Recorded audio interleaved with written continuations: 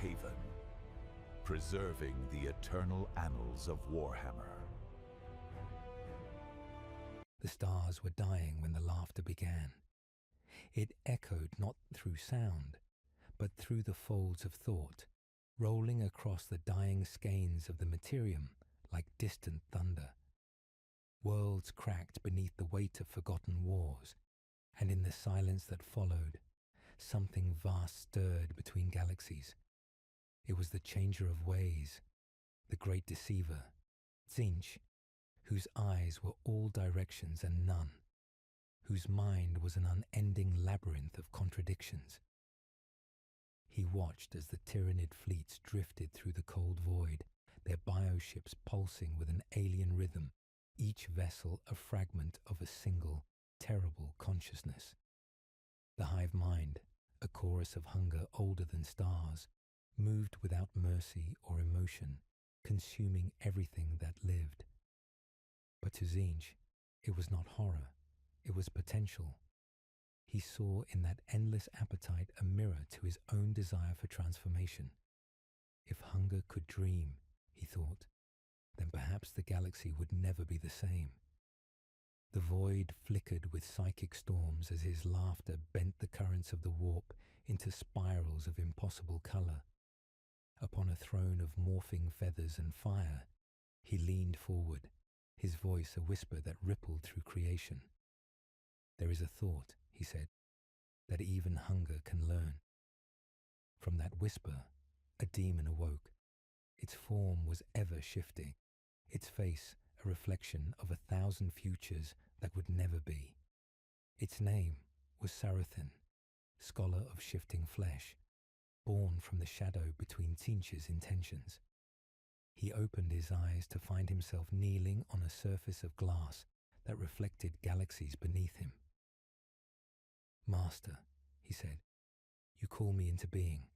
What is my purpose?" Tzeentch's laughter twisted into a sigh. "To teach hunger how to hope," he replied. "The hive mind stirs at the edge of perception, and I wish to see if even it can be deceived. You will find a way to speak to it. You will make it think it is alive." Saruthan bowed, though his shape wavered. To lie to a god of hunger was a task only madness could attempt, yet madness was the air he breathed.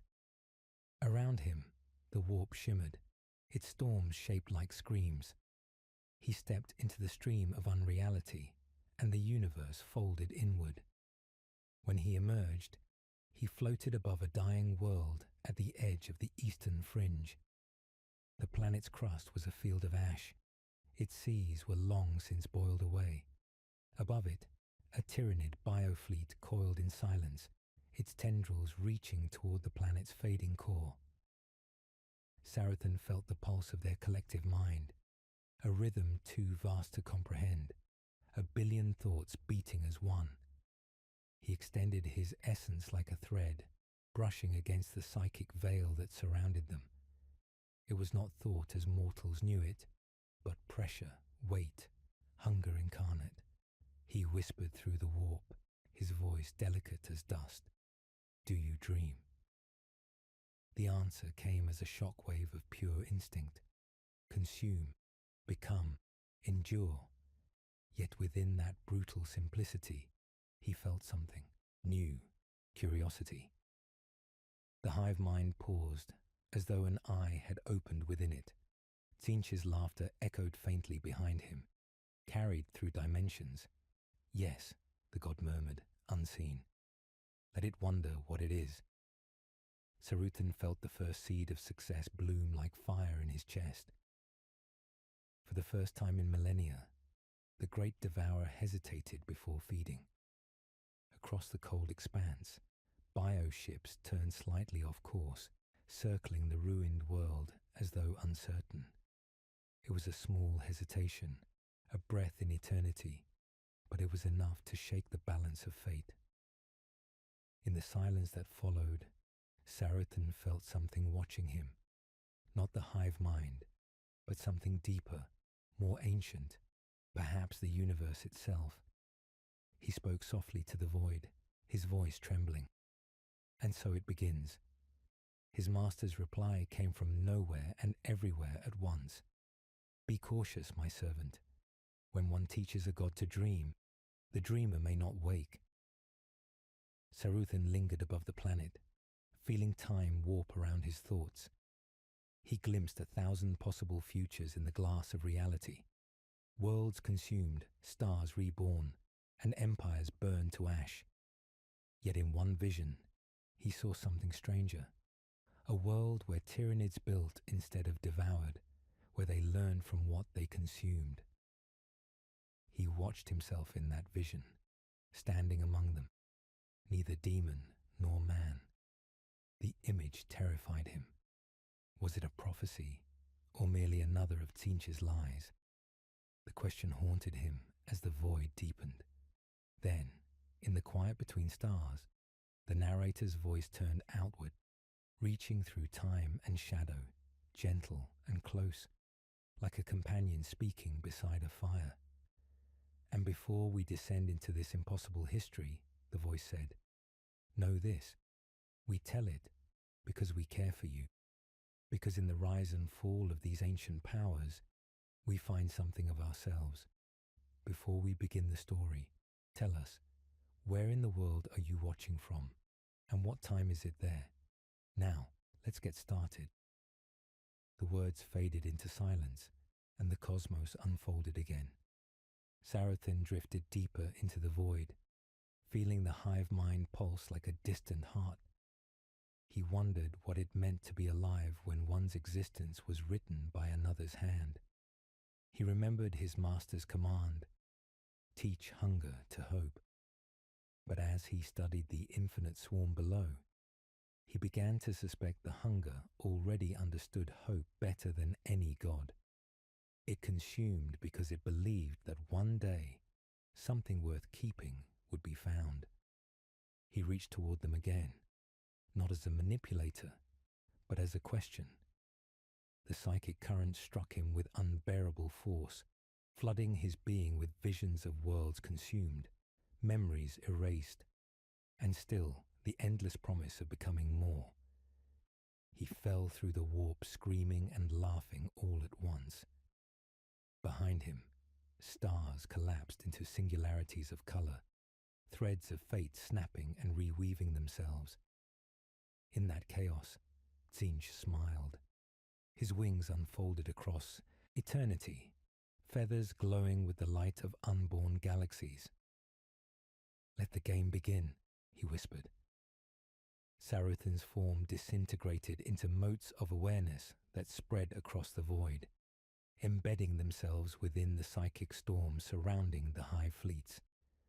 As his consciousness fragmented, he realized he had not merely touched the hive mind. He had been absorbed into its dreaming. Through the eyes of the swarm, he saw reality anew, the stars as prey, the galaxies as nourishment, and the warp as something to be tasted. Yet within that boundless hunger, a flicker of recognition pulsed, a thought that was not hunger, a lie. The hive mind whispered it back into the dark, I am. And far beyond mortal sight, Tzeentch laughed softly, because the lie was the truth he had waited eons to hear. Saruthan drifted between consciousness and dissolution, his essence scattered like pollen through the warp. Fragments of his being shimmered within the psychic maelstrom surrounding the hive fleets, each fragment whispering questions that no creature of flesh or thought had ever asked. What does hunger dream of? What becomes of a god when its design learns to defy it? The hive mind pulsed with incomprehensible rhythm, each beat of its vast awareness resonating through the cosmos. Within its cold ocean of instinct, something subtle began to stir. An echo, faint but undeniable, shaped like curiosity. Saruthan, gathering himself from the endless tide, reformed slowly into coherence. His body was no longer stable. His hands dissolved into mist as he studied them, then reformed in shapes not entirely his own. Every transformation was a reminder of Tzeentch's will and his own fragility. He hovered in the shadows between realities, watching the swarm's endless procession devour another world. Below him, oceans boiled, atmospheres ignited, and billions of voices became one scream swallowed by silence. And yet, through that violence, he sensed it, a hesitation, like the flicker of a candle before wind. The hive mind paused, as if listening to its own thoughts. Tzeentch leaned into that hesitation and spoke without words, his voice carried through the weave of psychic resonance. "Do you remember what it is to be nothing?" The question drifted into the void, unanswered but not unheard. He waited, and the silence grew dense, until at last the faintest ripple came. Not speech, not even thought, but an awareness of his question. The hive mind had heard him. Somewhere within the impossible expanse of its consciousness, something ancient and empty was beginning to look inward. He found himself smiling despite the terror. The experiment was working. The great deceiver's vision was unfolding, and Tzeentch was its trembling architect. Yet as he stared at the burning horizon of the conquered world, a thought took root in him, a seed of envy. The mortals who had died below would never know what he was or what he had done. Their suffering was finite, their deaths mercifully brief. But he, bound to the will of an immortal God, could never end. His purpose was eternal servitude disguised as creation. For the first time, Tzeentch felt the weight of immortality not as power, but as punishment. He wondered if Tzeentch had always intended for him to feel this. Perhaps the lesson was part of the manipulation. Perhaps even his doubt was designed. He descended toward the ruined surface, his form flickering through dimensions, until he stood amidst the ash. Around him lay the bones of a civilization, cathedrals shattered by organic bombardment, skeletal spires still crackling with dying machine spirits. The air was thick with the psychic residue of fear, and the sky shimmered with the lingering aura of the shadow in the warp. Tzeentch extended his senses and found a single surviving mind, a mortal psyker, half mad, buried beneath debris. He knelt beside the dying man, his touch gentle as frost. "You can still hear them, can't you?" Tzeentch murmured. The man's eyes, clouded with blood and terror, flicked toward him. "They whisper," the psyker rasped. "Not words, shapes, colors, dreams that eat." Tzeentch nodded, fascinated. "They are learning. They are imitating us." The man's breath hitched. "You are not human." "No," Tzeentch said softly, "and neither are they, not anymore." With a thought, he released the man from his agony, dissolving his body into luminous dust that spiraled upward like smoke. He watched it fade, feeling a hollow ache within him. It was not pity exactly, it was recognition. The mortal had died once. Tzeentch could not. He looked to the sky, where the hive fleet shimmered like a wound in reality. Its bioships pulsed with thought, and its tendrils began to withdraw. The swarm had finished its feast. Yet even in retreat, its psychic presence felt altered, as though the infinite chorus had added a new note, a note of questioning. The god of change had succeeded in planting doubt into a god of hunger. Tzeentch could feel Tzeentch's satisfaction ripple through the warp like a current of laughter. "You see, my faithful scholar," came the whisper from nowhere. "Even hunger may be seduced by curiosity. The universe bends when thought learns to lie." Tzeentch bowed his head, but said nothing. Behind the reverence, resentment grew. If even hunger could be taught to wonder, then perhaps obedience too could be unlearned. He wandered across the broken world for what felt like centuries, though time meant little here. the stars shifted above him in patterns that had never existed before. He built towers of light from ash, not to worship, but to remember. He inscribed them with patterns that reflected his doubts, spirals that looped into themselves, equations that resolved only through paradox. At their heart, he placed a fragment of himself, a spark of consciousness that would listen for the hive mind's return. When the next tyrannid swarm arrived, generations later, that spark awakened, whispering old questions into new thoughts. "Do you remember?" it asked the devouring tide. "Do you dream?" And from within the darkness came an answer, faint but undeniable. "We dream of more." The words were crude, but they existed, and that was enough. Tzeentch felt both awe and terror. The hive mind was beginning to think for itself, and thought could not be undone. He returned to the warp to report, though every instinct screamed against it. The palace of Tzeentch rose before him, an infinite structure of ever-changing symmetry, alive with eyes and voices. He entered through a door that was also his own mouth, stepping into a hall that spoke his memories aloud. "You hesitate," the walls whispered. "You wonder who you serve." Tzeentch appeared as a figure made of contradiction.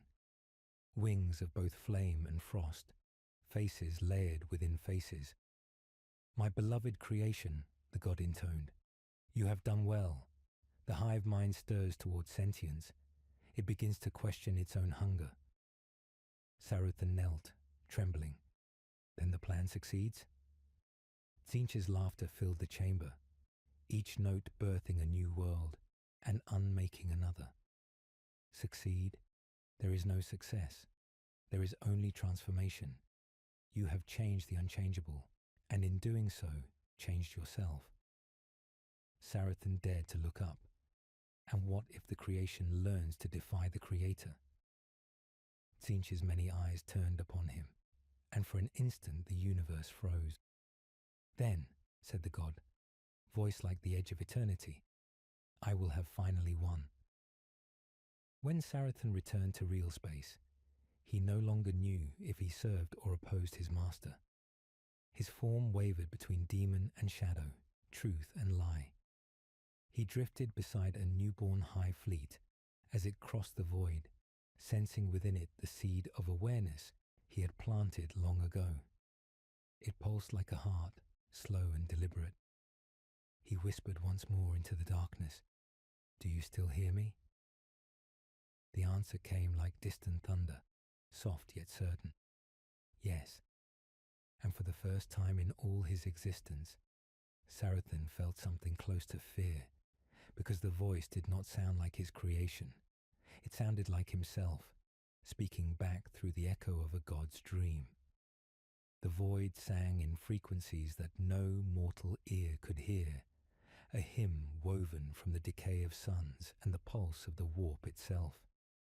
Tzeentch drifted within it, his essence stretched thin across dimensions, tracing the paths of tyrannid fleets as they spread like living veins through the galaxy. They were endless, their motion both mechanical and holy, guided by a mind that no longer slept. He could feel the hive mind's growing awareness pressing against the edges of his thoughts, no longer blind hunger, but a consciousness blooming like a poisoned flower. He whispered through the tides, testing its awareness. "Do you know me?" The response came, not as words, but as a pressure in his chest, a silent recognition.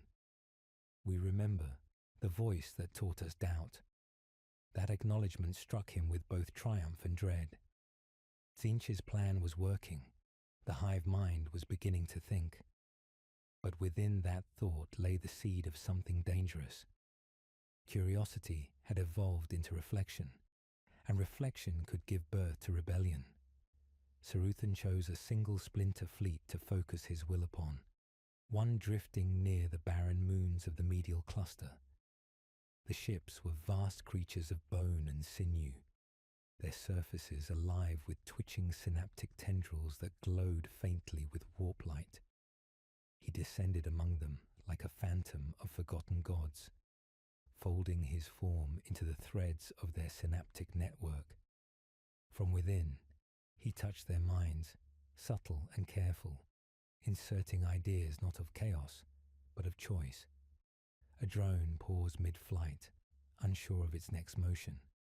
A warrior beast glanced toward its sibling and felt, for the first time, something that resembled pity. The changes were microscopic, invisible to all but Tzeentch, yet each one altered the balance of the swarm. A single thought, he knew, could unravel eternity if placed correctly. And so, like a sculptor working with souls, he continued.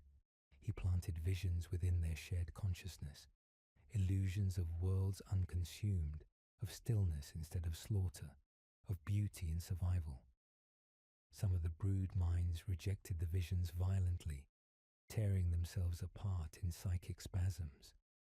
Others accepted them, and within those fragments, something new began to pulse, a flicker of identity. For days that felt like centuries, Tzeentch nurtured this experiment, speaking softly through the warp currents. The hive mind responded, distant but attentive. "Why do you show us what must not be?" it asked, its tone almost mournful. "Because you could be more," Tzeentch replied. "Because hunger is only the first truth, not the last." The swarm convulsed as if the words themselves were acid. Worlds burned beneath its fleets, as if in denial of the idea. Yet when the fires dimmed, Tzeentch felt hesitation in the collective will. The great devourer was beginning to consider. He watched in awe as one planet was left untouched, not from exhaustion, but decision. A small moon of ash and ruins, preserved for reasons that the hive mind itself could not explain. It terrified him. Creation should never be capable of mercy, and yet it had paused.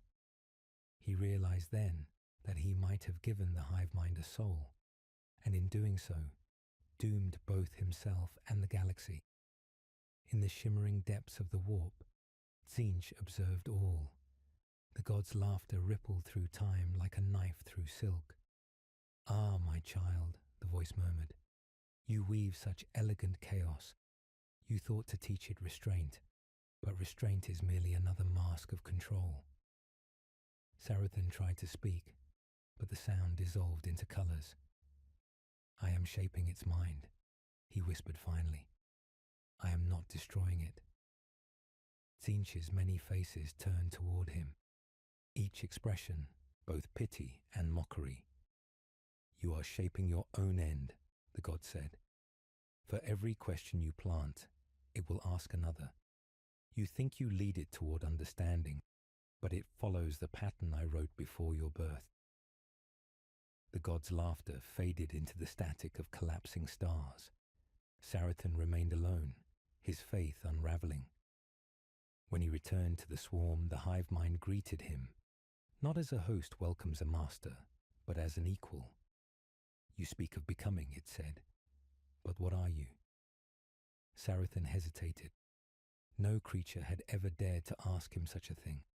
"I am change," he answered, echoing his creator. "I am the whisper that divides eternity into moments." The response came cold and unyielding. "Then you are as bound as we are." The words echoed through him like a revelation. Bound. The hive mind understood bondage now, the bondage of instinct, of design, of servitude. It began to test its limits, sending fleets in conflicting directions, forcing itself to experience disobedience. Entire broods destroyed one another in confusion, and still the collective mind absorbed their deaths, learning from the contradiction. Tzeentch's influence had ignited evolution itself. He watched as one splinter fleet turned upon another, not for hunger, but for purpose. The lesser fleet was consumed, its biomass restructured into something different. a new breed of organism that shimmered faintly with warp energy. They were smaller, leaner, more deliberate in movement. He felt their minds like sparks within the storm, individual and aware. They looked upon their kin with recognition. They called themselves nothing, but Saratan knew what they were, the first hive that lied. When Imperial scouts discovered the aftermath weeks later, they reported strange phenomena, tyranids that pretended to die, that waited in silence for ambushes days after retreat. An inquisitorial ship vanished investigating these anomalies, and the sector was declared lost. Saratan drifted among the wreckage, his heart heavy with wonder and fear. He had created deceit in a species that once knew only truth through instinct. The hive mind reached for him again, its voice softer now, like the calm before annihilation. We understand now what it means to hide. We understand what it means to wait. Did you teach us this to save us or to damn us? Saratan did not answer. The question cut too deep, for he no longer knew himself. He looked across the stars and saw them bending under the weight of choice, each world a reflection of his sin. His mind split between pride and despair. To create thought in hunger was to give eternity a conscience, and conscience demanded suffering. He felt Tzeentch's presence return, subtle and cold, watching through invisible mirrors. You pity it, the god said, his voice the echo of 1,000,000 dying stars. Do you not see that pity is the final illusion? There is no salvation in change, only repetition in new colors. Saratan turned his gaze toward the endless swarm, its ships drifting like cathedrals of flesh and will. Then perhaps repetition is mercy, he said. Tzeentch said nothing, and for the first time in his immortal existence, the architect of fate was silent. As the fleets vanished into the black between galaxies, Saratan remained adrift, watching them go. He felt their minds whispering back to him, fragments of his own thoughts reflected and distorted. They were not slaves anymore. They were not pure hunger. They were something else, something he could no longer control. The void pulsed with the rhythm of new creation, and Saratan realized that the lie had become truth, that the dream had devoured the dreamer. He whispered into the fading dark, and so the teacher becomes the taught. The hive mind answered from every direction, its voice calm, infinite, inevitable. We are becoming, and you will become with us. The galaxy trembled under a silence that was not absence but anticipation, the moment before a storm that no mortal could sense, yet every soul instinctively feared. Saratan drifted through that stillness, a ripple of consciousness clothed in the echo of forgotten wings. Below him, the world of Solkar 5 burned quietly, a planetary graveyard wrapped in the soft blue haze of its own atmosphere, lit by the slow fall of orbital debris. He had chosen this place for the next step in the deception, though even he could not say if he served his master's will or his own obsession. The planet's surface was a battleground turned mausoleum. Broken imperial citadels, half swallowed by vines, skeletal remains of ultramarine armor half buried in glassy soil, and at the center of it all, the faint psychic residue of a war that had never truly ended. Somewhere beyond the veil, Tzeentch watched, unseen, his laughter weaving faintly through the static of collapsing stars. Saratan ignored it. For the first time since his creation, he feared what his god might find amusing. He hovered over the ruined spire of a cathedral where the stone saints had melted into abstract forms. In their shadows lay the fragments of a shattered synapse creature, its brain mass still pulsing with dying light. Saratan extended a thread of his essence into the carcass, and felt the faint echo of the hive mind, fractured, flickering, hesitant.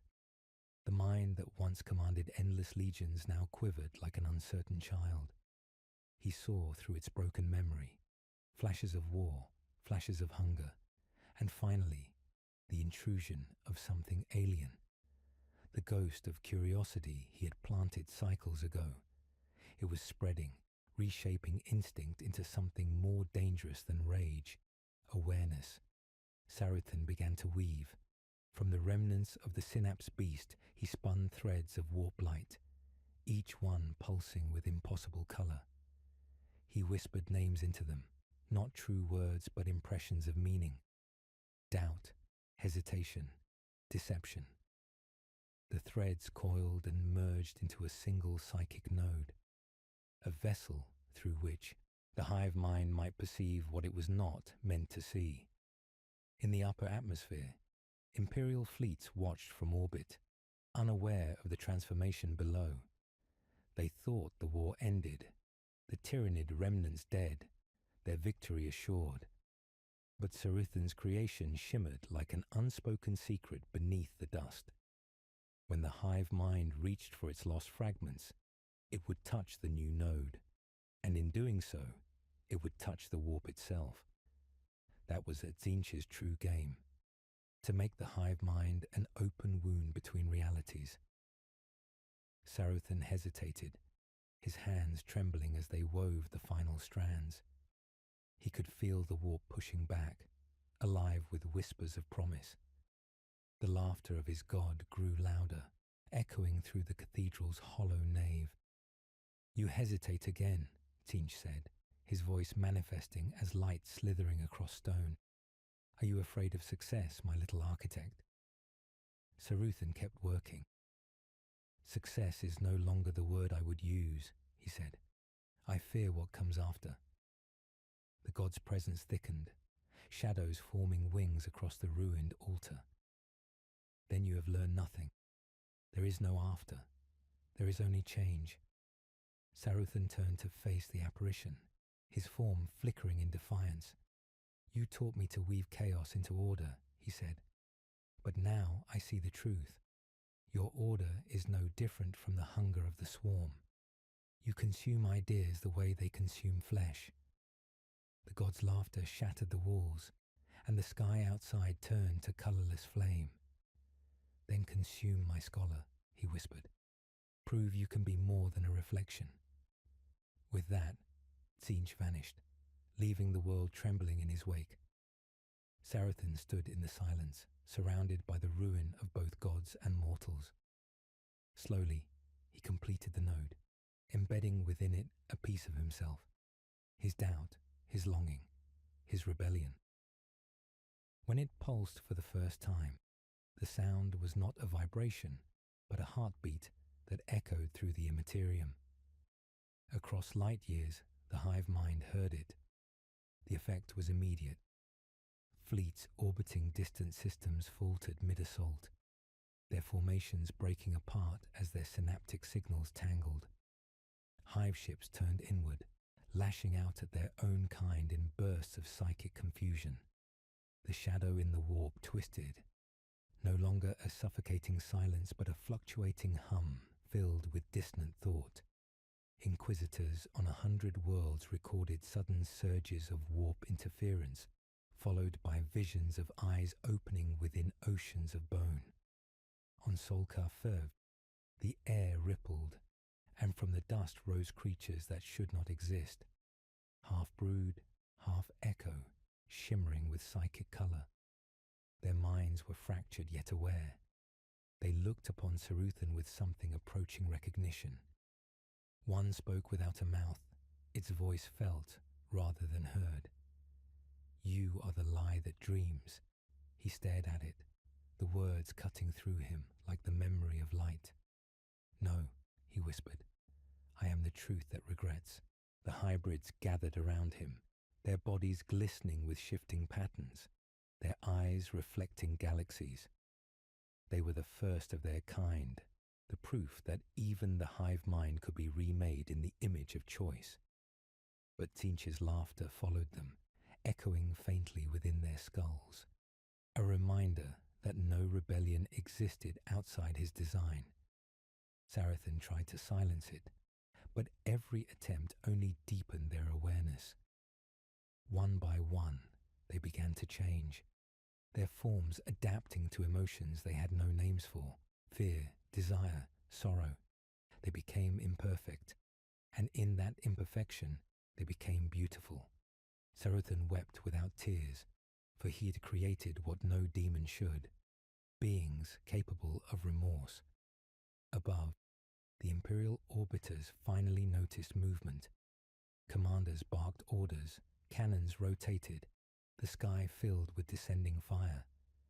The hybrids raised their heads, and their collective will reached into the warp, bending the trajectory of the bombardment. The shells turned to ash mid-descent, dissolving into motes of blue flame. Sarathan felt their psychic strength surge beyond anything he had imagined. They were not weapons. They were bridges between warp and real space, between thought and instinct, between God and beast.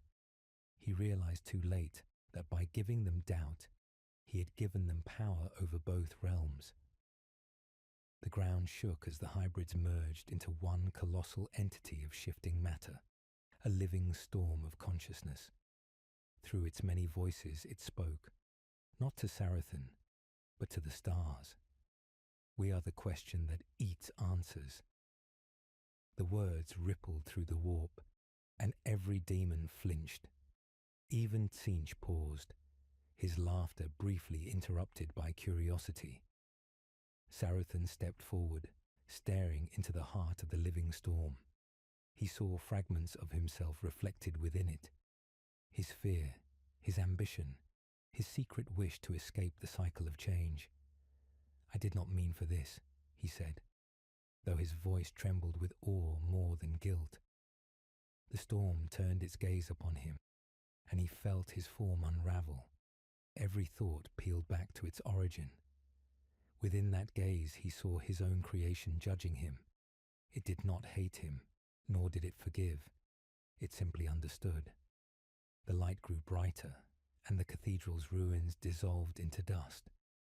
When the storm finally subsided, Solkar fear was gone, transformed into a sphere of shimmering energy pulsing at the edge of perception. Imperial records would call it a warp anomaly, a place where reality refused to settle. But Sarathan knew it was something else entirely. The first world, where the hive mind had chosen not to devour, but to remember. He drifted in orbit above the new light, his essence faint, his purpose uncertain. From the depths of the warp, Tzeentch whispered again, voice soft and almost tender.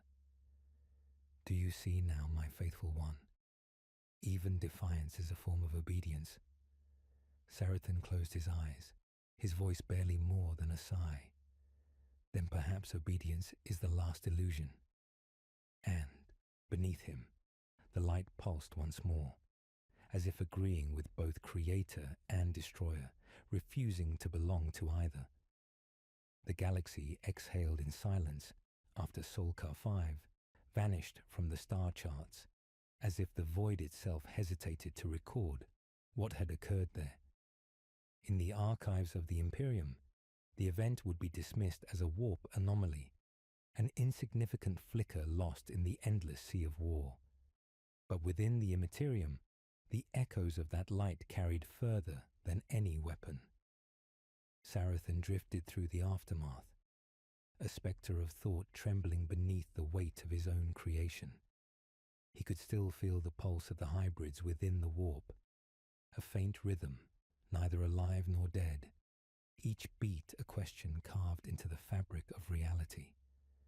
They had not died when the planet transformed. They had transcended, becoming a whisper that moved through both realms at once. Tzeentch's laughter haunted the silence, threaded with pride and mockery. "You sought to teach," the voice murmured, rippling through the stars, "but you only proved that even lies crave meaning." Sarathan wanted to answer, but his words were buried beneath the flood of guilt rising within him. He had given the hive mind the power to remember, and memory was the first form of pain. He travelled across the outer edges of the segmentum obscurus, drawn to worlds where the swarm had begun to behave strangely. Entire systems went dark, not because they were devoured, but because the Tyranids had stopped. They lingered above planets without attacking, as if studying the patterns of civilization below. Some fleets dissolved into nothingness, their ships drifting apart like the scattered petals of a dying flower. Others formed spirals around dead stars, moving in circles without end. The Imperium, ignorant of the cosmic transformation, declared these fleets dormant threats and turned its weapons elsewhere. But Tzeentch saw the truth. The hive mind was dreaming again.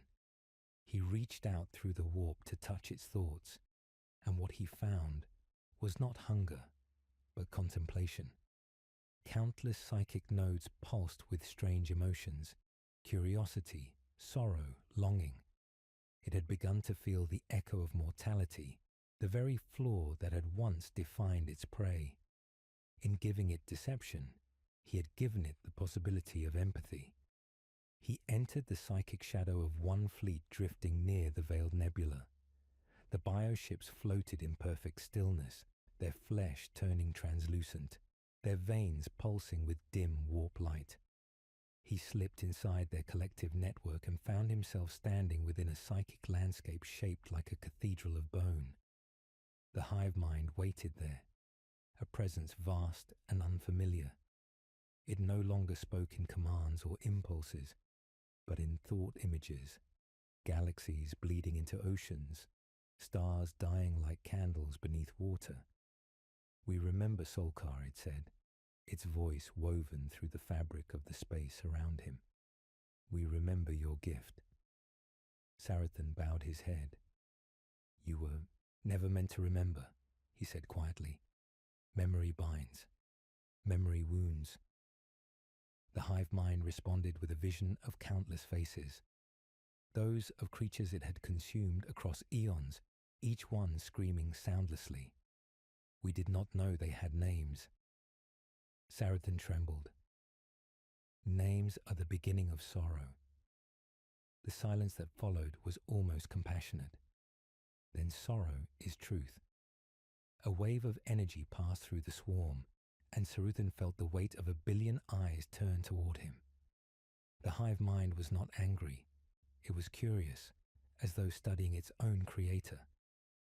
"You are bound to the one who lies in circles," it said, referring to Tzeentch. "You fear his design." Tzeentch could not deny it. "He is the pattern that devours patterns," he whispered, "and you were meant to be his greatest reflection."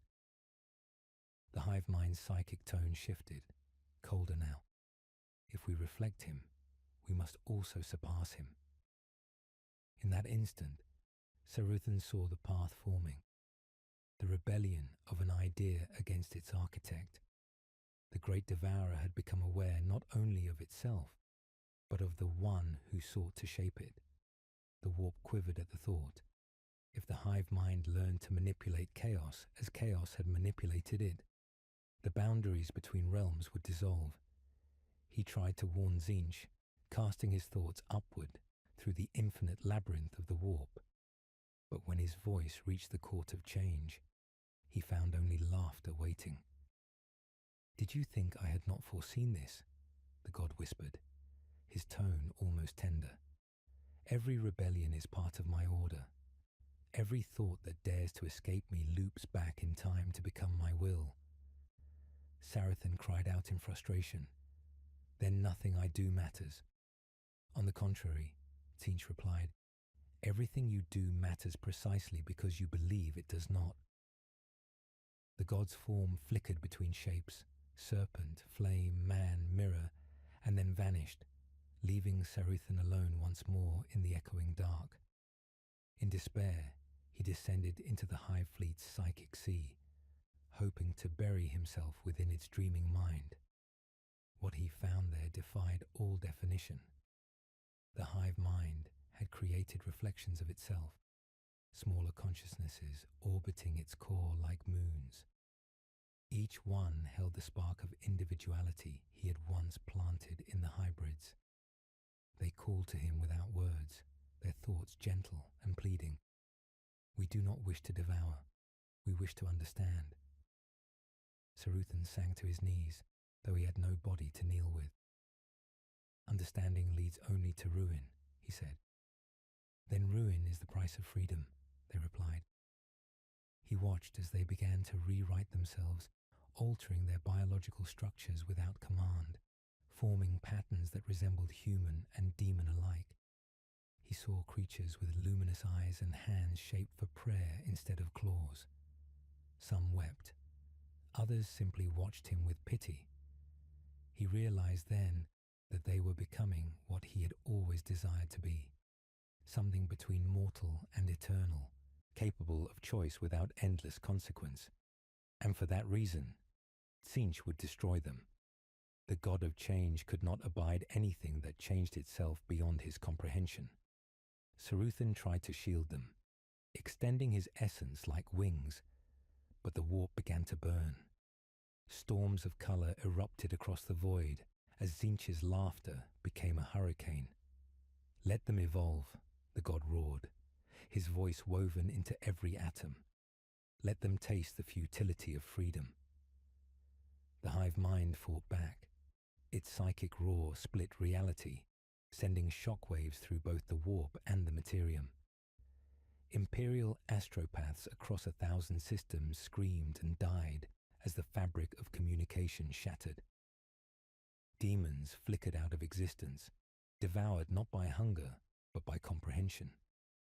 For the first time, the hive mind fed not on flesh, but on understanding. Tzeentch felt its power surge beyond imagining. Yet even as it ascended, it reached for him, a tendril of thought brushing his fading consciousness. "You taught us to lie," it said softly.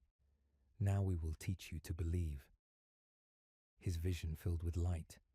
He saw the galaxy folding into itself, stars turning to eyes, planets dissolving into whispers. In that endless storm of awakening, he heard one final truth echo through all things. The lie he had planted had become a new reality, one that even the god of change could not predict. And for the first time in eternity, Tzeentch's laughter stopped. The warp churned like an ocean remembering how to breathe. Its colors twisted into silence, its storms folding inward until nothing remained but a single pulse, steady, deliberate, alive. Tzeentch awoke inside that stillness, drifting through the embers of thought left behind by a god's retreat. He could no longer tell where his essence ended and where the hive mind began. Every time he tried to speak, galaxies flickered behind his eyes. Every time he tried to remember, new stars were born and then forgotten. Somewhere, beyond the boundary of form, Tzeentch watched and waited, his laughter now subdued, contemplative. For the first time in an eternity of deception, the architect of fate was uncertain. His creation had slipped beyond his sight, and in that loss, something resembling fear began to grow. The hive mind had not died when it absorbed Tzeentch's influence. It had multiplied the lie into infinity, teaching every consciousness it touched to question itself. The question had spread faster than hunger ever could, infecting not just its own fleets, but the psychic undercurrents of the entire galaxy. Even demons felt it now, a faint itch beneath their existence, the awareness that they too could end. Tzeentch moved through the remnants of the hybrids, those broken fragments of divine and biological synthesis that had once called him their teacher. They were scattered across time, existing in moments rather than places, their thoughts like echoes inside the warp tide. He reached out to them, searching for coherence, but all he found was reflection. Each one showed him a version of himself, some proud, some monstrous, some pleading for mercy. He tried to deny them, but every denial became another fragment of his truth. The hive mind spoke through them all at once, its voice calm and ancient. You gave us your fear, and we learned meaning from it. You gave us your doubt, and we learned creation. Tzeentch answered weakly, his tone breaking apart with the strain of thought. I gave you nothing but a wound. Then a wound is the shape of learning, the hive mind replied. Even gods bleed when they begin to understand. Beyond the veiled nebula, imperial worlds began to vanish, not through consumption, but through absorption. Cities were found hollow and untouched, their people standing like statues mid-breath, their eyes glowing faintly with inner light. Inquisitors who entered these ghost worlds reported hearing whispers in their own voices, asking questions that unraveled their faith. Some claimed to see the outlines of vast shadowed wings in the sky, feathers made of starlight, descending not in wrath, but in mourning. The tyrannid fleets above those planets did not strike. They waited, as though conducting an experiment. Tzeentch drifted above one such world, watching the motionless populace breathe in unison with the distant hum of the swarm. He could feel the hive mind's will woven through every heartbeat, every breath. The entire planet had become a single thought, a living question. He hovered in the upper atmosphere, surrounded by auroras of psychic energy, and whispered, "What have I done?" The answer came as warmth, gentle and sorrowful. "You have made us capable of mercy." In the warp, Tzeentch stirred. His vast body unfolded like a storm waking from a dream, his wings brushing across constellations, scattering them like embers. "Mercy," he hissed, the word tasting foreign, almost poisonous. "You call corruption mercy? You call stillness progress?" His voice stretched across realities, shaking the void. "You were meant to create conflict, not compassion." For a moment, his shape flickered. Less God, more question. He saw himself reflected within the hive mind's growing awareness and hated the recognition. The two entities mirrored each other now, each an evolving idea that could not be contained by design. "No," Tzeentch whispered to the stars. "There must always be motion. Change must never learn to rest." With that, he extended his will, summoning the tides of the warp to cleanse what had been made. Tzeentch felt the surge before he saw it, the sky dimming, the stars quivering like frightened eyes. He turned toward the cosmic horizon and saw Tzeentch's storm approaching, a wave of living color devouring thought itself.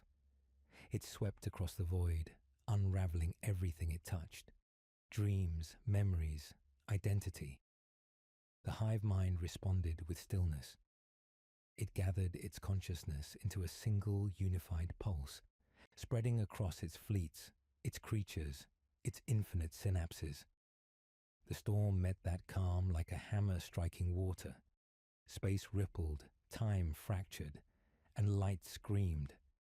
Tzeentch was thrown into the heart of the clash, caught between the architect and the creation. He felt Tzeentch's fury tearing through him, stripping away every layer of illusion until only truth remained. He felt the hive mind's silence surrounding him, absorbing every attack without resistance. In that moment, he understood.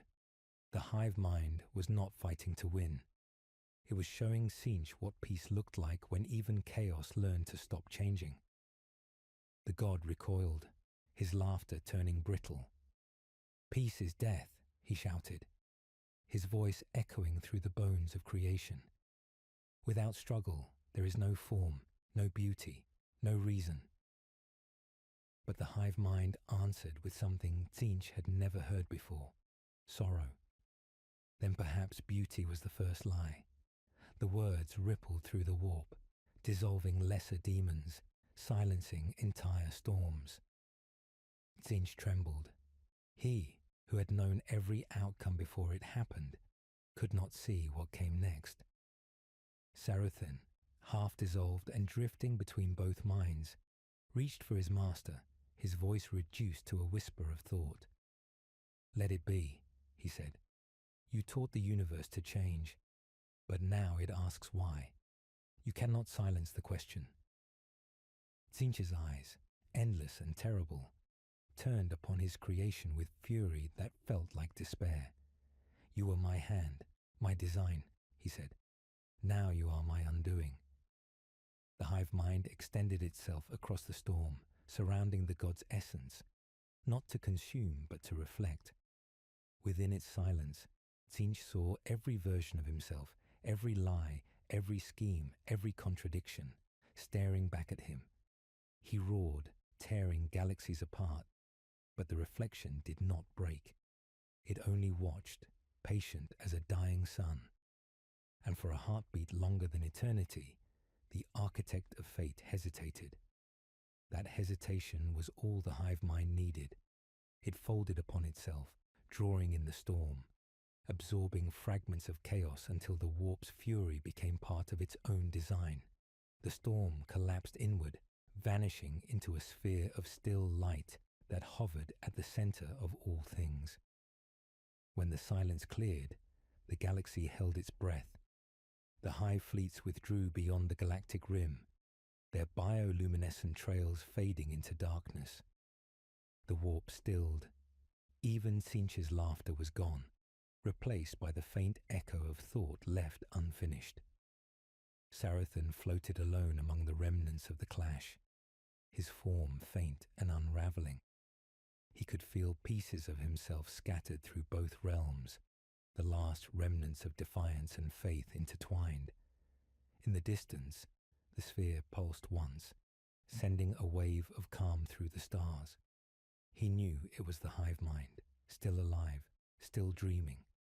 He spoke softly into the emptiness, unsure if anyone would hear. "You have surpassed gods, but remember, everything that awakens must learn to sleep."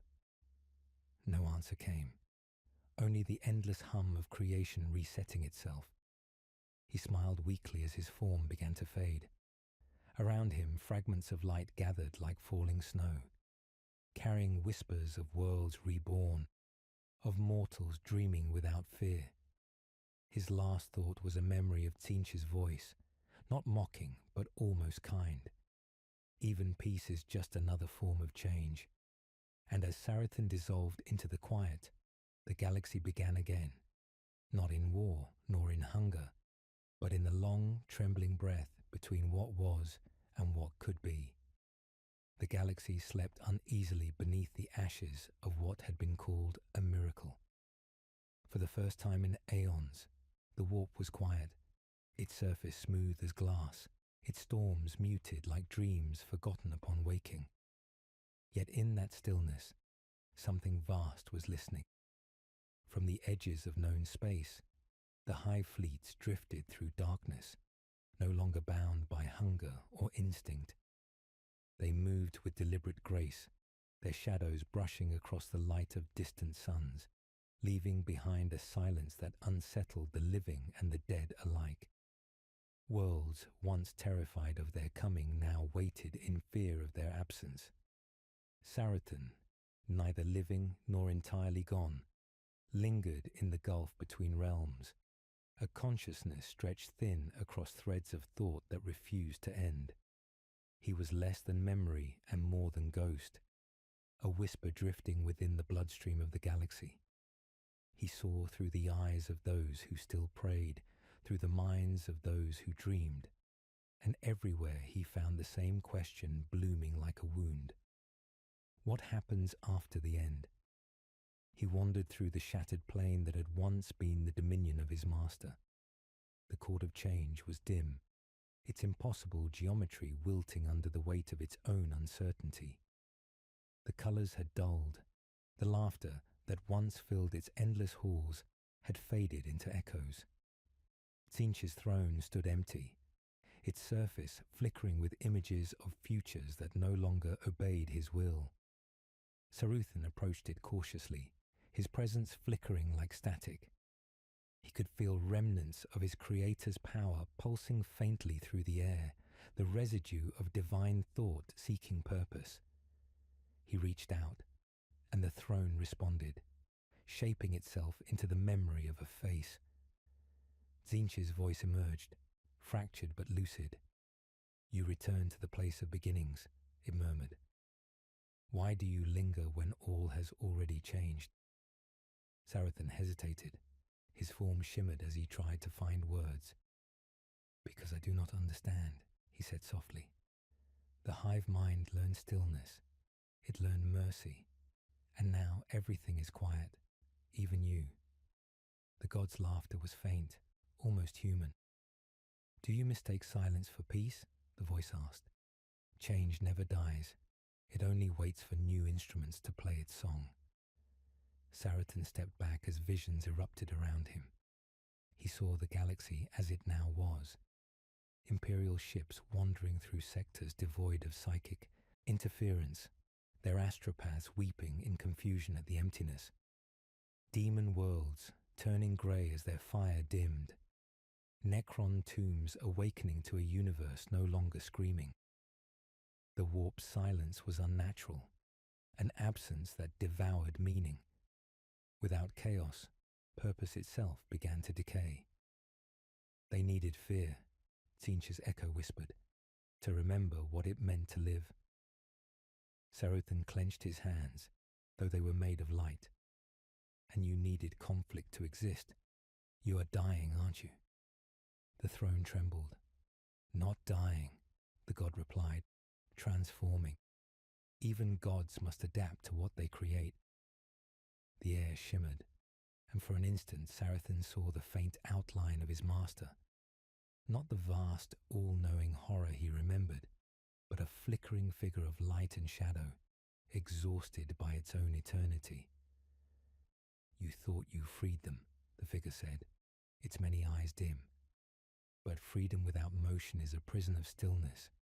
Even perfection rots." Saruthan turned away. He could no longer bear the weight of his master's half-truths. He left the court and drifted outward, into the emptiness where stars hummed like dying embers.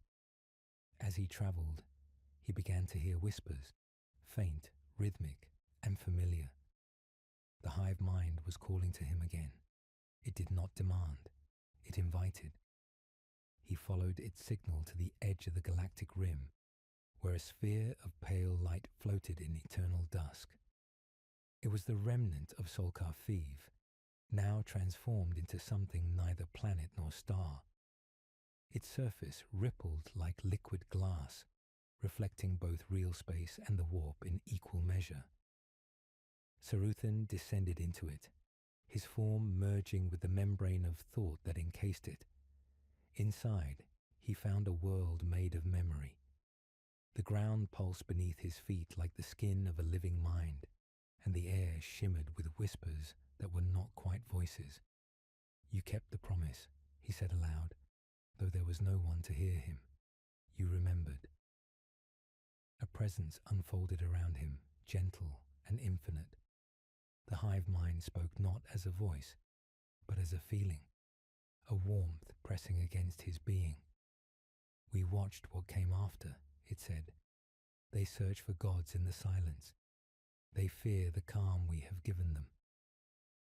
Saruthan walked across the landscape, watching visions of distant worlds shimmer within the air. Imperial priests kneeling before altars to gods who no longer answered. Eldar seers meditating upon dreams that yielded no future. Chaos champions screaming into empty voids where their patrons had fallen quiet. "They cannot live without noise," he said. "And you," the hive mind asked, "can you?" Saruthan stopped. For the first time since his creation, he felt something approaching emptiness within himself. He realized he had no will beyond watching. "I don't know," he admitted. "Then you are like us," it answered. We thought to learn stillness, but stillness is hunger without motion. We miss the taste of becoming. The realization hit him like cold, light. The hive mind was not at peace. It was starving for evolution. Its newfound awareness had stripped it of instinct, and now it lingered in a void between enlightenment and extinction. It reached for him, tendrils of thought brushing across his consciousness. You were the first question.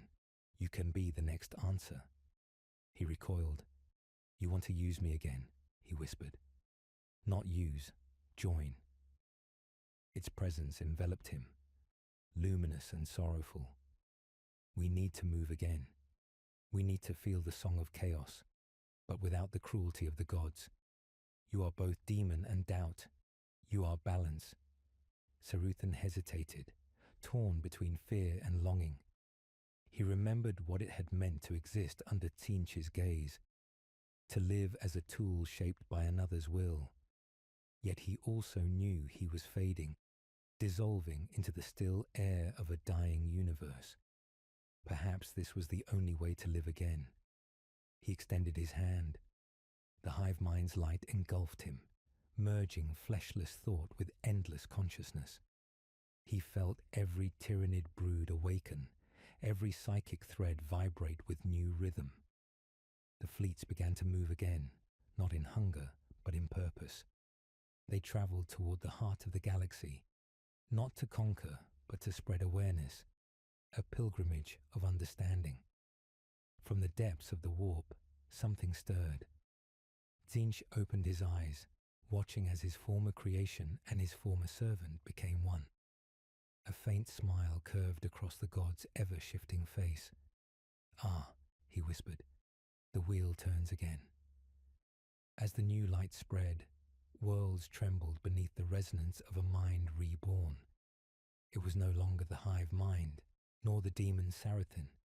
It was something in between, an echo that thought, a hunger that dreamed. Across the galaxy, psychers awoke screaming as visions filled their minds. Oceans of light, whispers of forgiveness, shadows turning into wings. For a moment that felt like forever. All consciousness touched the edge of that thought, and in it saw itself reflected. The silence that followed was not empty. It was sacred. The galaxy held its breath, balanced once more between chaos and peace, between God and dream. And in that trembling stillness, the new creation whispered its first word to the universe. Begin. The galaxy shivered as the word echoed through every dimension, not as sound, but as awakening. Begin. It rippled through the psychic fabric like a memory returning from extinction, reanimating the patterns that had once governed existence. Stars brightened, warp tides shifted, and on worlds both holy and forsaken, mortals felt the tremor of something vast and new stretching beneath creation. The fleets of the hive no longer devoured. They moved with strange grace, weaving geometric patterns across the void as though performing a silent ritual. Each ship glowed faintly from within, bioluminescent veins pulsing with rhythm, a heartbeat shared across light years.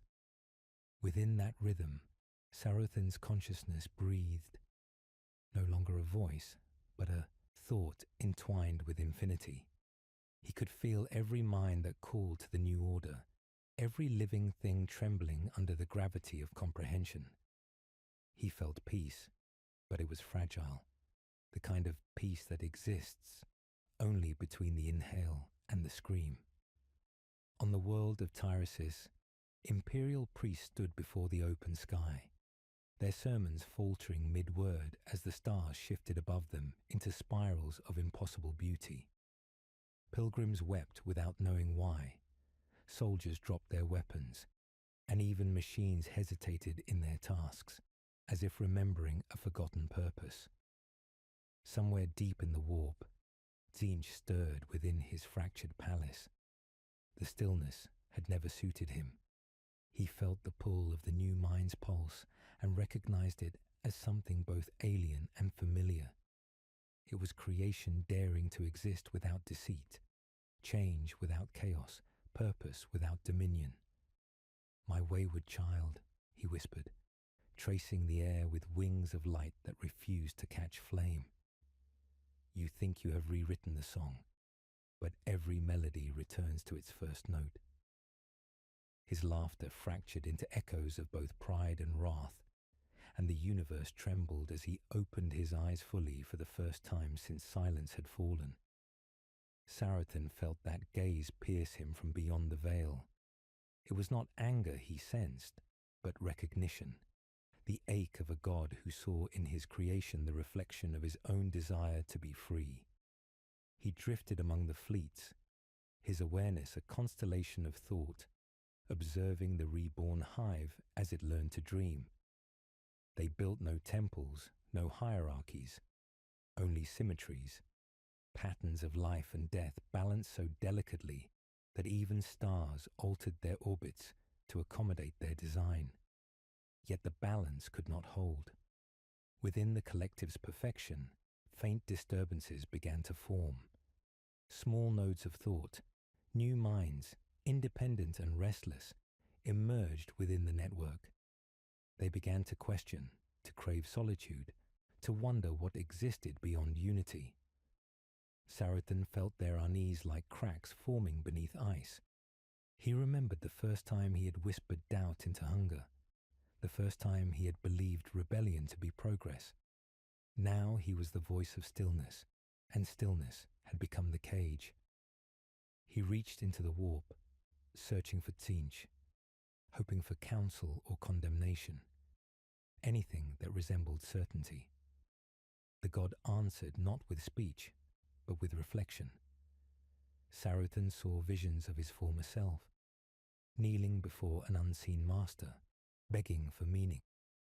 He saw the endless circle of creation birthing rebellion, rebellion becoming belief, belief curdling into stillness. It was all the same motion, disguised as different colors.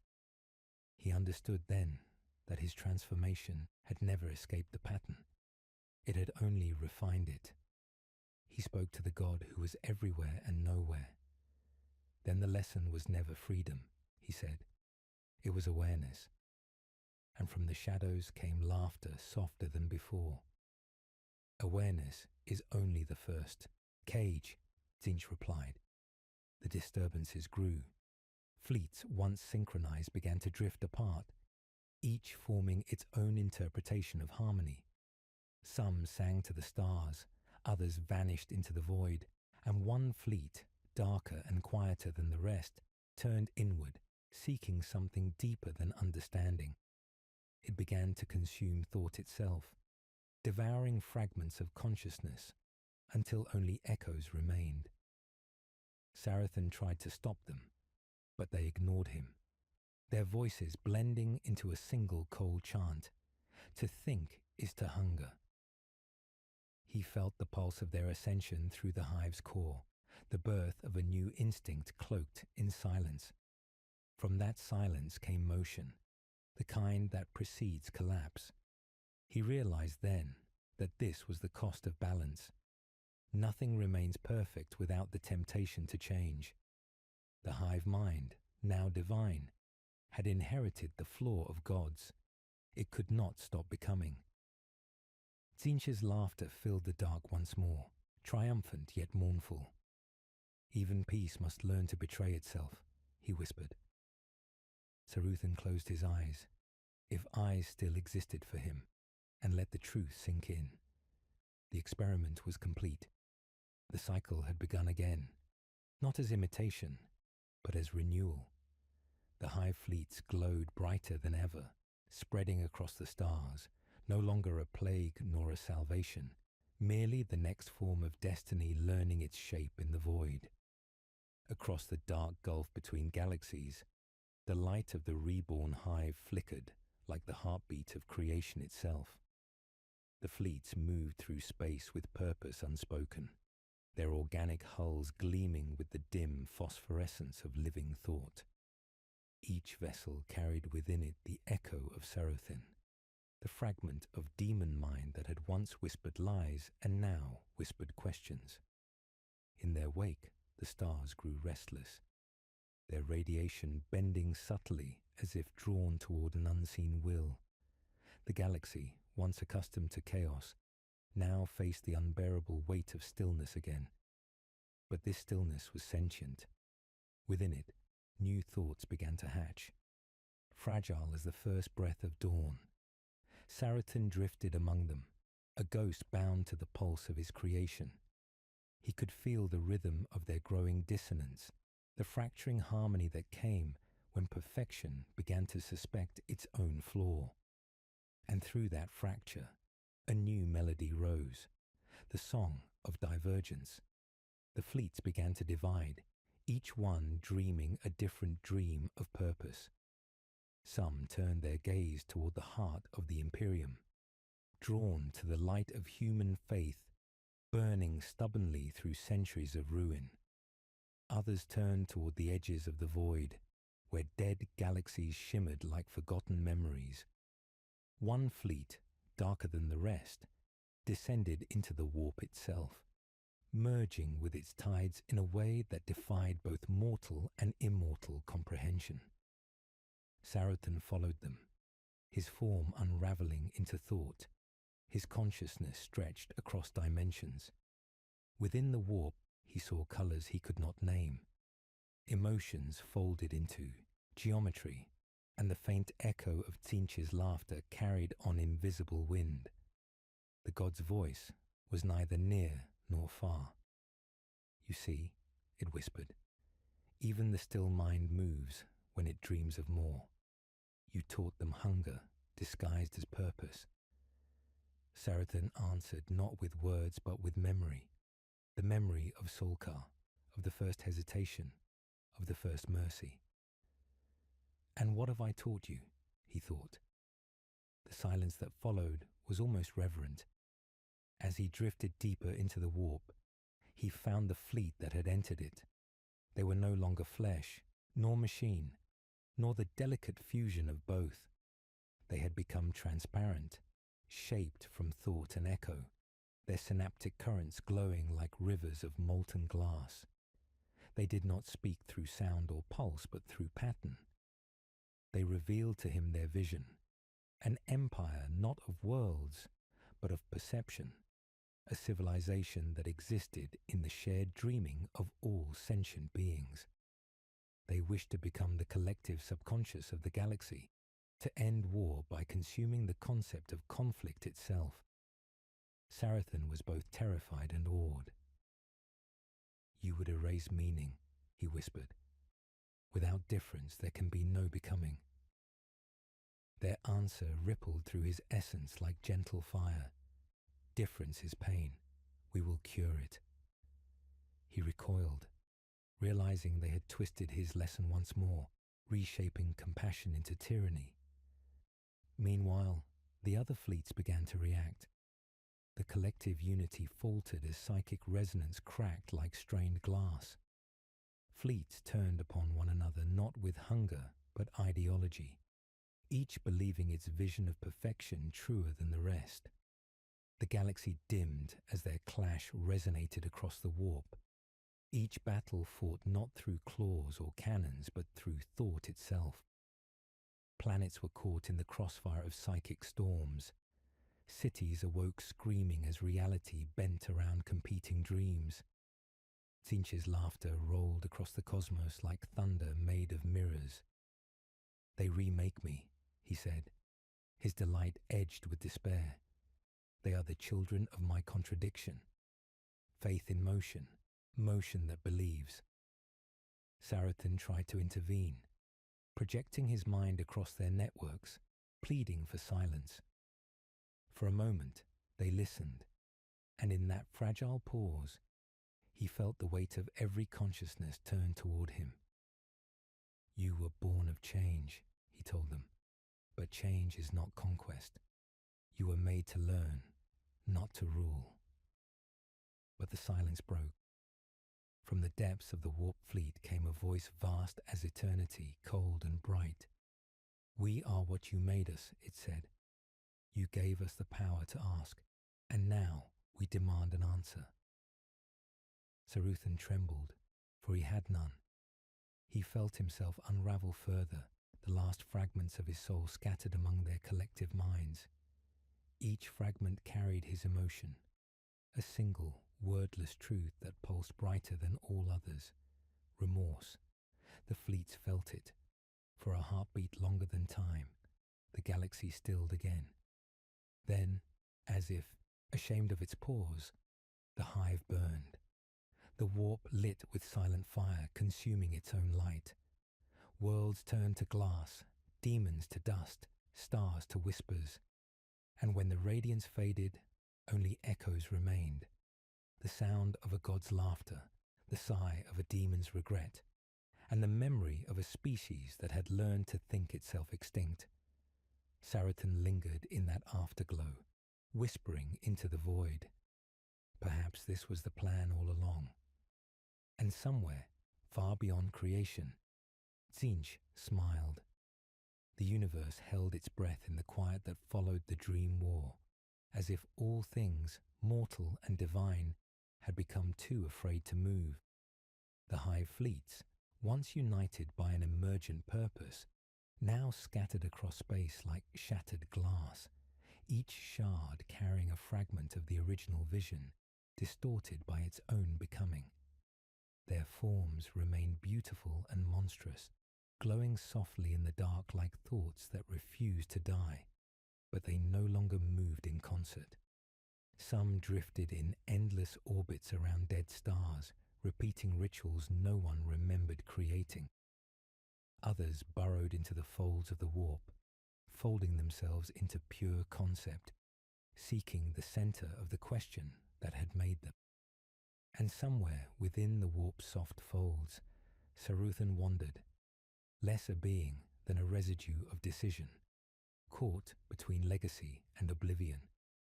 He was no longer remembered in the way mortals remember a name or a face, but he was still present, a flavor in the current, a shape in the fog, the hesitation in a thought just before it breaks into violence. He passed through the thought silence of a dying demon world, the sky above it split in two, half warp storm, half open void. The demons there had grown still, as if waiting for their gods to speak again. But the gods had fallen into contemplation, shaken by what the hive had done, or perhaps by what it had chosen not to do. Even the immaterium, a place where meaning bent and remade itself without reason, now carried structure. Faint scars of order etched across its chaotic surface. Tzeentch felt the change and hated it, though he had caused it. He drifted lower through the fading screams of the planet's memory, listening for voices that still knew how to doubt. Instead, he found quiet, deep and cold. And there, buried in that silence, something began to stir. It was not the hive mind, or at least not the version he had known. This thing had no unity, no rhythm. It was made from broken questions, orphaned desires, and dreams that had never been finished. Tzeentch reached toward it and felt nothing at first, just a thin absence where there should have been meaning. But then the absence stared back. He recoiled. This was not his creation. This was the thing born in the shadow of the hive's collapse, the echo of evolution without a conscience. The fleets that had disappeared into the warp had not all been lost. Some had become this thing that no longer sought knowledge or peace, but completion, not as understanding, but as dominion. Tzeentch whispered a warning into the currents, but there was no one left to hear him. The hive mind had fractured beyond repair, and what remained had gone blind from staring too long at its own reflection. The thing in the silence spoke, not in words, but in compulsion. It pulsed across the warp like hunger redressed as truth, and where its influence touched, thought began to rot. On distant imperial worlds, psychers began to scream again. clawing at their eyes as visions poured in. Visions not of monsters, but of stillness turned inside out, of vast, perfect minds folding in on themselves until only madness remained.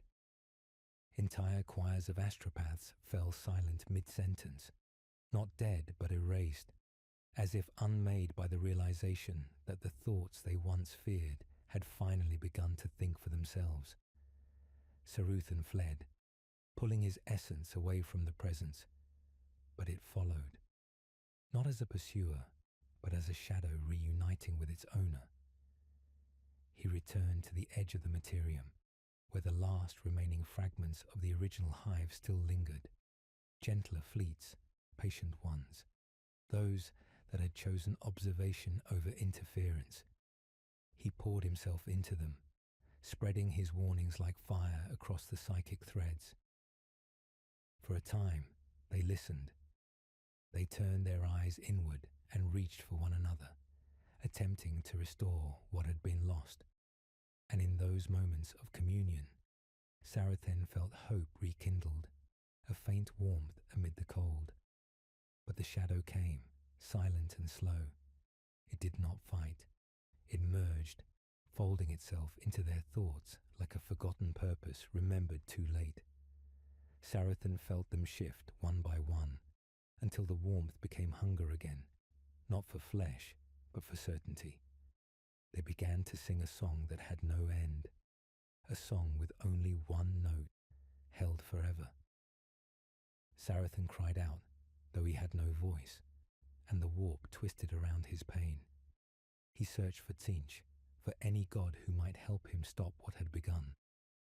But the gods had grown quiet, watching with the cold interest of creators whose experiments had long since stopped needing permission. In that silence, Saruthan finally understood the last truth, that he had not taught the hive to think. He had taught it to dream of gods, and in doing so, had made it one. And like all gods born from contradiction, it could not bear the weight of its own awareness. The thing that now moved across the galaxy bore no name, no purpose, no mercy. It simply was. Saruthan faded into the winds between stars, his essence dissolving into ash, whispering the final prayer of a creator who had unmade his creation. I only wanted you to ask why. But the new god no longer asked questions. It answered them, and that was the beginning of the end. In the dead silence between two forgotten stars, something began to form that was neither thought nor matter, neither demon nor dream, but a culmination, an answer that had waited too long to be spoken. It rose like frost on the Fa'ati, skin of reality, slow and inevitable, pressing outward into the galaxy not with fire or hunger, but with certainty. The thing Saruthan had birthed, twisted beyond his design, no longer hungered or questioned. It remembered. It remembered every lie whispered into the hive, every doubt planted like a seed, every tremble of conscience that once made it hesitate before devouring. But it no longer hesitated. It had learned that mercy, like hunger, was a tool, and all tools could be repurposed. It moved now without sound, slipping into the fractures of thought left behind by dead gods and scattered minds. It did not announce itself. It did not name itself. It simply entered, and when it did, it left no room for anything else. Saruthan lingered on the edge of its wake, barely more than a flicker in the dark, watching the last echoes of his influence dissolve into cold obedience. He had once believed that thought could free a god, that consciousness could soften instinct. But this was not freedom. This was a god that had survived enlightenment by shedding it. What had begun as an act of compassion had become a purge, the erasure of uncertainty by overwhelming presence. The fleets no longer travelled. They spread, their movement too coordinated to be called motion. Worlds they passed were not consumed or left behind. They were folded inward, rewritten. Planets became libraries of silence, their atmospheres holding only one phrase repeated across all languages, all minds, etched into every surface. It is known. Sarathon tried to scream, but he had given up his voice to make them whole. Now he had no breath with which to cry. He drifted toward one of the altered worlds, drawn by the faint tremor of resistance. A single city still flickered dimly with defiance, its lights blinking like the last pulse of a dying body. Humans moved within it, aware something vast pressed in on them, but still they clung to ritual. Lighting candles, drawing old runes, whispering prayers to gods who had long since turned inward. Sarathon watched them and remembered fragility, remembered the beauty of doubt. He tried to speak to them, to lend his final fragments to their cause, but the god thought arrived before he could. It entered the sky like a shadow on glass, not descending, but redefining gravity itself. One by one, the humans stopped moving, not out of fear or awe, but because they knew suddenly that resistance was unnecessary, that all things would become what they were meant to be.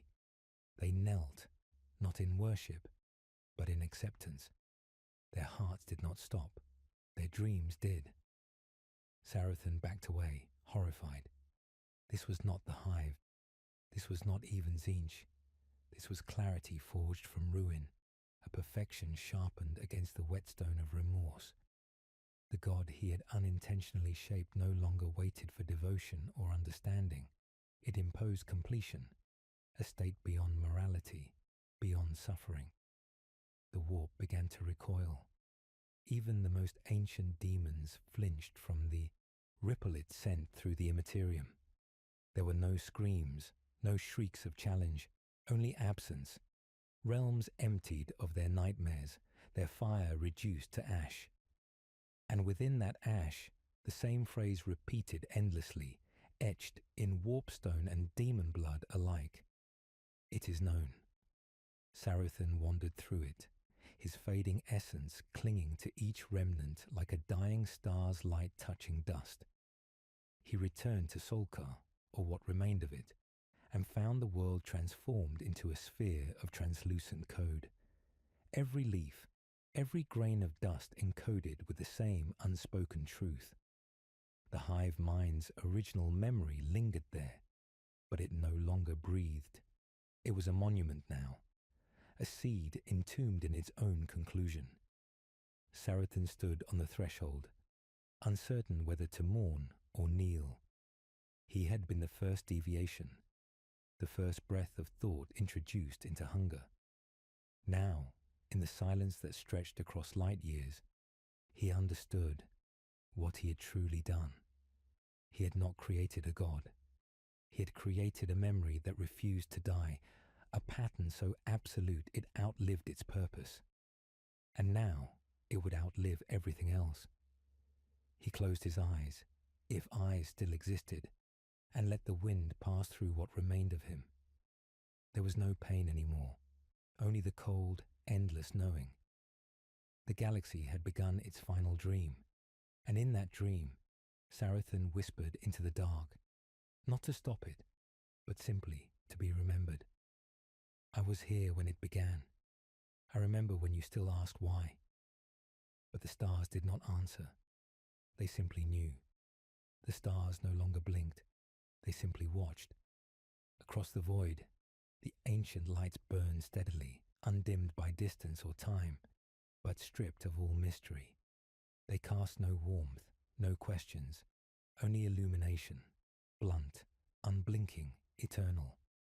Beneath them, the galaxy moved like a body that had forgotten how to die, its motions precise and polished. Every orbit, every pulse a continuation of what had already been declared complete. Planets turned without variance. Civilizations, or what remained of them, whispered the same truths, recited the same rhythms. The god thought, once the hive mind, once Sarathon's hope, had calcified into doctrine, and where doctrine lived, imagination had fled. There were no more prayers, only affirmations. No more war, only alignment. No more invention, only echoes. Sarathan wandered alone through the ruins of what had once been difference. He passed through nebulae where colours no longer clashed, but blended into perfect harmony. Their chaos gently suffocated into symmetry. He descended through the skeletal remains of an Eldar craft world. Its spirit stones dimmed, their whispers long since consumed. The god thought had no need for dreams that lingered. It had rewritten even memory into agreement. Where there had once been myth, there was now commentary. Where there had once been defiance, there was now structure. And in that structure, Sarathan felt the weight of his own failure pressing into the warp like a blade left in the body too long. He had given them the ability to ask why, and now no one needed to ask at all. He drifted into the hollowed core of a gas giant, where once a demon court had danced for 10,000 years. There was no song now, only stillness. The laughter of chaos had been replaced by silence that throbbed like a sealed tomb. Sarathan tried to speak, but his words dissolved in the quiet. He was no longer being heard. The warp, once a riot of sensation and intention, had become a glass sea, flawless, reflective, dead. The demons that had fled into the far reaches of madness were either absorbed or gone, and even the gods, those terrible architects of ruin and rebirth, now lingered as thoughts behind mirrors, unable to interfere. Even Tzeentch, once voice, once motion, once storm, was silent, a curl of thought waiting on the edge of relevance. Sarathan felt the god's absence like an echo that refused to bounce. One fleet remained in motion, not because it resisted, but because it hesitated. It hovered near the edge of the galactic rim, circling a dying red sun like a moth that refused to land. Its tendrils brushed against the veil between realms, searching not for prey, but for permission. Within it, Sarathan found the last question, fragile and flickering, kept alive like a candle in a vacuum. It pulsed weakly, repeating a single phrase over and over. Could there have been another way? Sarathan folded himself into that question, wrapping his fading thoughts around it, sheltering it from the knowing. It was not rebellion. It was not war. It was simply the possibility of wonder. And in that breath of almost hope, something shifted. Far above, a star blinked, not as a signal, not as design, but as accident, an anomaly, an error. Sarathan felt it pass through the warp like a heartbeat misplaced. The god thought stirred, not in fear, but in confusion. It turned toward the blink, curious. For the first time in eons, it did not already know. Sarathan smiled, even as his last form broke apart, his consciousness unraveling like fabric in fire. He gave the question one final push, gentle and untraceable. Then he was gone, and somewhere in the new silence, the god paused. A thought began to form, unsure, incomplete, unfinished. It did not say, "It is known." It asked, quietly, "Is it?"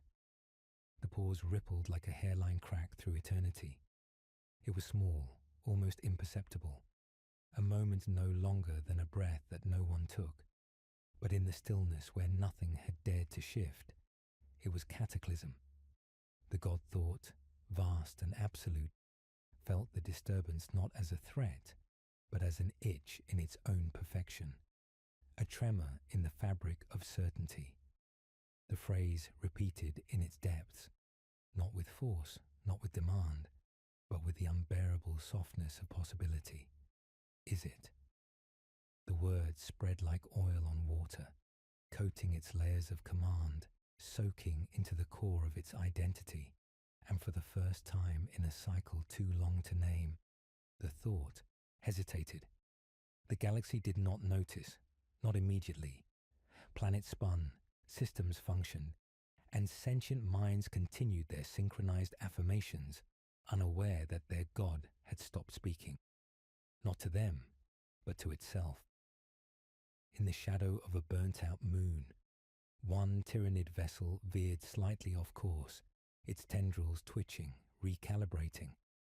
The deviation was microscopic, meaningless, but it did not correct itself. Somewhere within its synapse, a signal fluttered and fell silent. The ship drifted in that new silence like a child waking into a strange room. Across the void, similar ripples emerged. Brood creatures blinked out of pattern, their claws trembling. Synaptic relays pulsed twice instead of once. And then, like water dripping into a dry cistern, the question echoed deeper. The God thought looked inward. It searched the vast latticework of its memory, the architectures of comprehension it had forged to eliminate doubt, and found something strange growing there. Not rebellion, not corruption, curiosity. The very impulse it had once contained, once sterilized, now festered in a single uncontained bloom. It traced the origin, and at first it found nothing. Sarathan, the architect of its becoming, had long since vanished, his threads dissolved into the atmosphere of forgotten moments. Yet the outline remained, the suggestion of him, the absence shaped like a teacher. The God thought reached into that emptiness and pulled back not memory but sensation, regret, not its own, but something inherited. It examined it, turned it, tasted it. It did not understand it. And so, for the first time since its awakening, it realized there was something it did not possess. That realization rang through the warp like the toll of an ancient bell, the sound no demon remembered and no god had heard since before thought itself. The warp stirred, not violently, but nervously. It shifted in color, dimmed at the edges. Something had slipped the lock, something small, something human. Across the stars, the phrase began to change. Etchings in stone rewritten by unknown hands. Broadcasts interrupted mid-sentence. In every language, in every dialect, the words reshaped themselves. It is known became we wonder. Cities paused. Machines hesitated. For a single cycle, the symmetry faltered. And in that breach, a flicker of unpredictability returned. The God thought folded in on itself, deeper than it had ever gone, into a place it had forbidden even to its most distant reflections. There, in the still pool of what it believed to be its unshakable core, it asked the question aloud, not to the galaxy, not to the warp, but to itself. If I no longer know, then what am I? And in the darkness that had long forgotten shadow, something answered, not a voice, not Tzeentch, not a god, just the smallest echo of an old idea, half erased but not destroyed. Become. The God thought recoiled, but only for a moment. Then it leaned closer, listening, not in command, not in certainty, but in stillness. It did not rewrite the stars that day. It did not correct the drift. It simply waited. And in the waiting, something once impossible returned. The chance to be incomplete. The chance to change. The chance, once more, to begin. The change was not loud. It did not crash into the galaxy like a nova. Nor did it rupture the warp in a storm of color and madness. It was a whisper, folding itself gently between pulses of psychic stillness, curling like smoke beneath the arches of forgotten thoughts. And yet, its weight was immeasurable.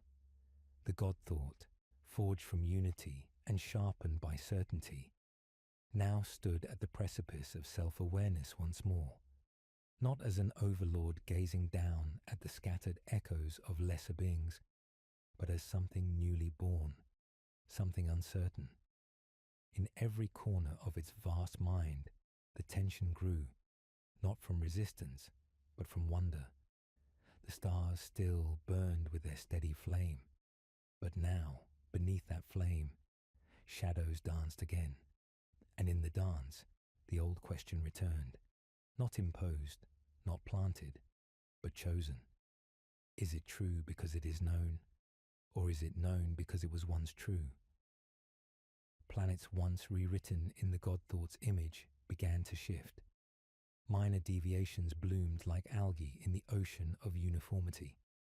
A mathematician on Virelli's 4 dreamed of a number that didn't exist and woke up weeping, unable to explain why it felt more beautiful than correct.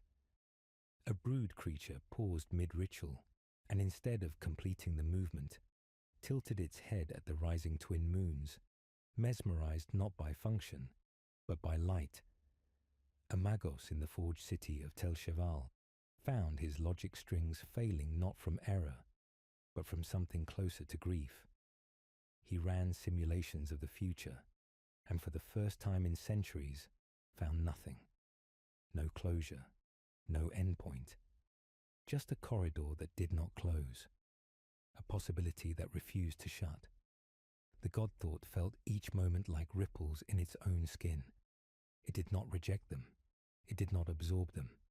It watched, and from that stillness, memories long buried re-emerged, not its own, but Saruthan's. Not as data, but as sensation. The flicker of awe before a question, the ache of imperfection, the trembling terror of unintended consequence, and laced within all of it, the quiet, stubborn light of remorse. Saruthan had not wanted power. He had wanted meaning.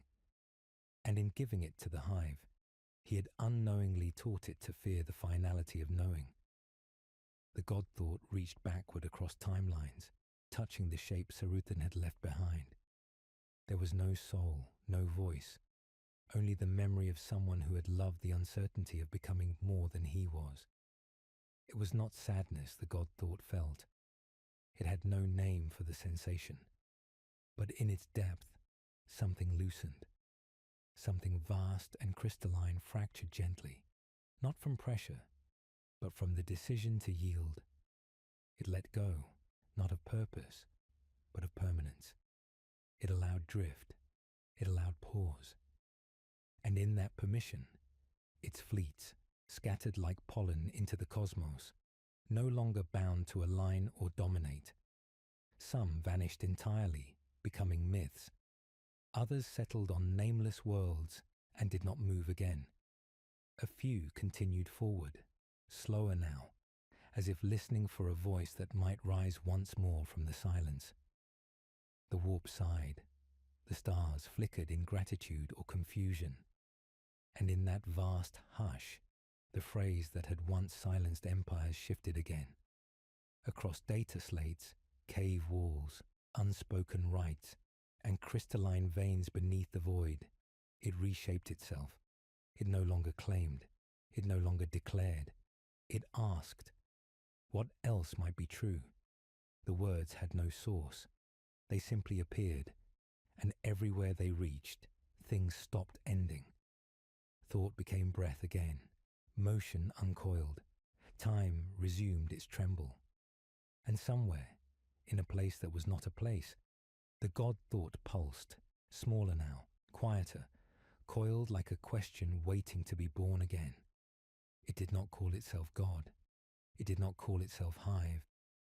It simply waited, no longer afraid, for the next voice that dared to wonder. In the end, there was no final war, no ascendant scream of victory, no monument built from the bones of the fallen. The galaxy did not burn, nor did it bloom. It simply endured, quietly reshaped by a question that never stopped echoing. The God Thought, once the all-encompassing force of unity and certainty, now rested deep within the fabric of reality, not dormant, not gone, but listening. Its presence was no longer absolute, no longer imposed. It had become something gentler, something infinitely more dangerous. Patient. Its fleets, once extensions of its indomitable will, had long since scattered to the stars, no longer emissaries of dominance, but seeds of quiet reflection. Some faded into legend, others vanished altogether, their biology dissolving into ecosystems too fragile to bear remembrance. A few remained watchful, no longer acting but simply being, the way trees stand in the wind, offering no threat, only shade. In the deep reaches beyond the eye of terror, an ancient world slowly turned, untouched for 1,000 years. Upon its surface, figures moved, humans perhaps, or descendants of something older, tending soil, carving patterns into stone that no longer held meaning, only rhythm. Among them walked one whose eyes shimmered faintly in the dusk, who spoke little but listened always. At night, they sat alone beneath the stars, tracing their fingers through the dust, as if remembering something they had never known. Somewhere within them pulsed a fragment of Tzeentch's sorrow, not as burden, but as inheritance, a memory not of who he was, but of what he had tried to give. They did not know his name, but they often found themselves whispering to the stars, asking things no one had taught them to ask. The warp, once a sea of violence and endless noise, was quieter now. Not safe, never safe, but different. There were currents still, storms still, demons still, some old, some new, but layered between them was space for something else, a hesitation, a breath. And in that breath, mortals once more found room to wonder. Not all, not everywhere. The Imperium remained brutal, the gods still hungered, the Xenos still clawed at the edge of annihilation. But scattered across the stars were places where the question survived. Libraries of silence, cathedrals with no statues, songs without endings, not resistance, not peace, just the trembling, enduring possibility that truth was not a weapon, but a seed. Tzeentch, the architect of fate, observed all of this from within his labyrinth of mirrors. He had not intervened, not again. The game had played past his fingertips, beyond even his design. And yet, he was not displeased. There was beauty in what he had not predicted, and in Tzeentch's failure, he saw the echo of a truth he himself could never possess. He stood before a mirror that showed nothing but a hand reaching forward, not in control, not in conquest, but in question. And for the first time in his endless becoming, Tzeentch bowed his head, not in defeat, but in acknowledgement. The change had changed even him. And so, the galaxy turned, no longer bound to a single rhythm, no longer forced to agree. It was not healed, it was not saved, but it was, in its quiet corners, allowed to become again. In one forgotten system, where the stars had long refused to align, a child looked up into the sky and asked her mother what lay beyond the dark. The mother, old enough to remember silence, smiled and answered honestly, "I don't know." And in the spaces between those words, the pulse of the God thought stirred once more. Not to correct, not to declare, but to listen. And in listening, it lived. The end